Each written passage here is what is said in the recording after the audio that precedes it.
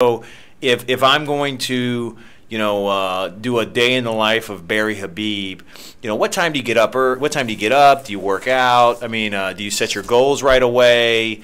How many calls are you making? Yeah, okay. So I'll try and run it through quick. So it's an early start for me anyway. It's about 6 a.m. Not a super early start, but about 6 a.m. and I'm a little slow in the morning. So, so the first thing that I'll do is I'll pop on just what's going on in the market. So CNBC is on the background, so I can see what's going on. I'm an animal lover. I've got 3 dogs, 3 cats, so I've got to take care of them and feed them. Oh, nice. And then I'll enjoy a cup of coffee and do some readings. So I'll spend about a good hour reading just what's going on. So these are not books. These are typically from subscriptions that I have or people that are colleagues that I really respect that put out pieces on the market. So I could start to formulate what's going on, put my own spin. I just don't take what anybody says and say, okay, that's what it is. But now I'm getting different opinions. I'm getting different reports. I am learning from some of the best so that it can help me formulate my ideas. I'll do a half an hour on the bike upstairs. If it's nice, I'd rather be outside, but here it's cold now, so I'll do half an hour on the bike.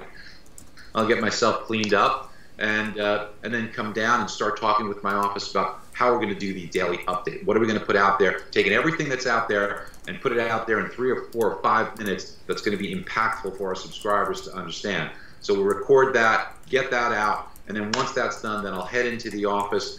You're talking about, depending on what time news comes out. If news comes out at 8:30, so I'll be there like 9:15 at the office, and everybody's there already at 8:30 or so. So start the day in the office with what we have to take care of. Now, a lot of times I'm speaking and I'm traveling, so this kind of routine has to be done on the road and record on the road and things of that nature, which always provides a little bit of a challenge. And then I'd be kind of on stage speaking. But when I'm here, that's kind of what it looks like. I've got a trainer. She comes to the house. I got a really nice gym at the house. And her and I, we train almost every day when I'm home.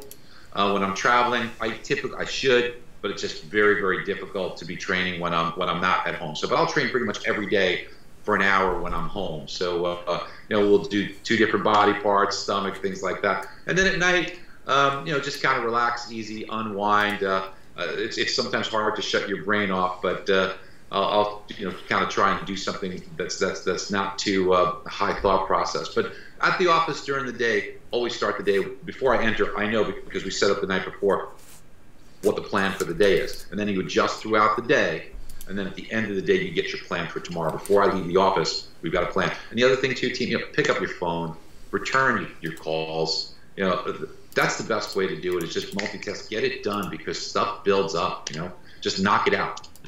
What's interesting is, like, to your point, so winning the day, I think a lot of people have, or at least, from my perspective, the struggle of, okay, I got 300 emails. I think next week I'll be in LA. I got 30 meetings, 4 happy hours, 4 breakfasts in 4 days. We're doing a city a day, right? So we're doing LA, Phoenix. We're doing all this other stuff. And then at the same time have to, be positive, set goals, do all this other stuff. How do you manage it all when you're traveling?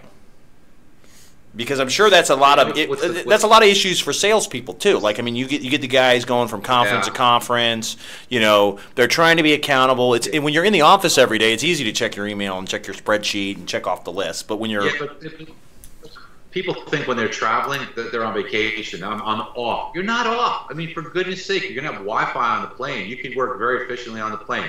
Your cell phone works. While you're in the car, knock out calls. If you have an assistant, use your assistant correctly. So I've got a great assistant, Nicole Stallone. You've talked to her. She's phenomenal. You have a good assistant. You do have a good assistant. Yeah, you do have a great assistant. She keeps me on pace. So we've got our list of calls. She knows what they are, and she's teeing them up for me. Now, when I'm out of the office, she'll set me up on conference calls with everybody. Why? If my cell phone drops off, she's there. But if I'm not able to take notes, she can. If there's follow-up, they know who she is, so she can take care of that follow-up. And when I was in the mortgage business, it was the same way. If you're a mortgage professional and you've got an assistant, use conference calls with your assistant. So if you're out, they can take care of everything, and the next call comes from them. You don't need to be on that. What you want to try and do is work as efficiently as possible. I am reading all the time. I'm checking emails all the time. Look, does it create a little more stress?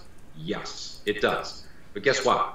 If you want to have a very high level of excellence, if you want to have the things that you desire, if you don't want to have to answer to other people, I mean, you just got to work really hard, and you have to work really smart, and you have to be very innovative. So if you want to excel, if you want to do things very special, look, I look at it this way. As far as I know, I've only got one life, one shot, right? So I want it to be as special as it can be.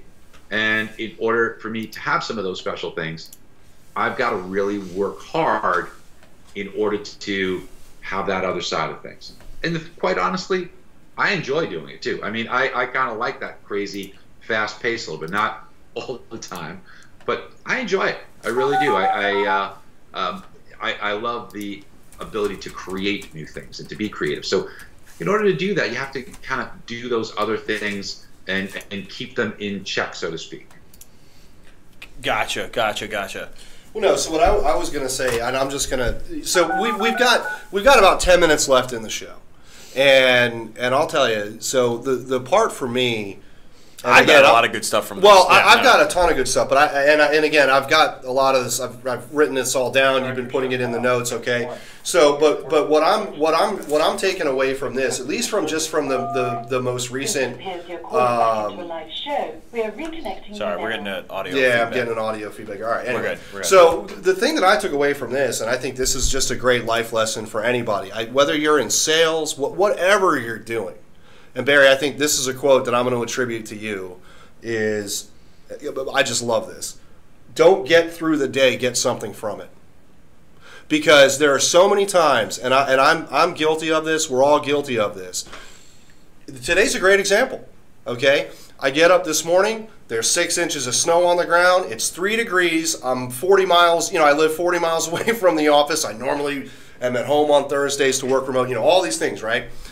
And I'm saying to myself, now, I think a lot of folks, and I'm not trying to put myself in any specific category here, but I think a lot of people, including myself in certain scenarios, might look at that and say, man, I'm just going to have to get through this day, right? Just going to have to power through, right? And that's fine, and that's very acceptable. People will say that, and no one's going to give you a hard time for saying that. However, you want to get to that level of success. Okay, you want to get to the next level. You really want to make it happen. Again, you're not going to get through that day. You're going to get something out of that day. And those days that start off like that, where somebody else might just get through it, if you're able to get something out of it, I think you're even farther ahead. So to be quite fair, Barry, just totally transparent, you're the reason I'm in this office today. If you and I weren't doing this podcast and I weren't talking to you or looking forward to having this conversation with you today on this podcast, it's very likely that I would have said, Brian, there's 6 inches of snow. It's 5 degrees. Yada, yada, yada. And I would have gotten through the day. I wouldn't have gotten anything out of it. Yeah, so that's a good point. So that's what I'm taking away. And again, I think that applies. And some of it is just board, like planning your schedule for success. Well, again, right? whether you're, because that's the kind of thing that's going to keep you motivated to stay on track as well, okay? Because when you look back, man, that day was a rough one. I really achieved that day, or I have something I can hang my hat on to feel like I achieved something that day. Well, shoot, man, if I can do that on this day where it's every challenge is against me, right, and I'm swimming completely against the tide, when I have one of those easy days where everything just seems to kind of go my way, well, now I know I can really dominate that day and I can really make progress. So, Barry, thank you. I appreciate it. That's a great quote. I'm going to attribute that to you. I collect quotes. This one I'm going to take away from you. And I think it applies across the board for anyone. So Barry, it's funny because you know how quotes gets translated in time. So we'll have an office. Don't get through the day, get from the day. Barry Habib soon. Get something. No, really, you can't. Or is that Earl, or is that Earl Schoaf, or is that Jim? Well, I don't know. I mean, I'm just trying to bring that up here. Yeah. So I'm sure I'm not the only one who's thought of that for sure. Yeah. But well, to Fritz's point. Your own. To Fritz's point. So there's been times to where, like, you know, you get caught up, and I'm sure you get caught up with running the business, that you get so many, 700 unread emails, you got a million things going on, you just launched a program or a new website or